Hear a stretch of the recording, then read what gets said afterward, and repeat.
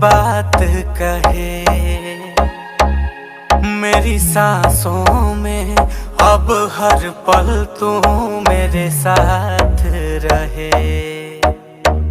मुझ पे कर दे इतनी सी मेहरबानी, आजा दिल में वो लड़की दीवानी।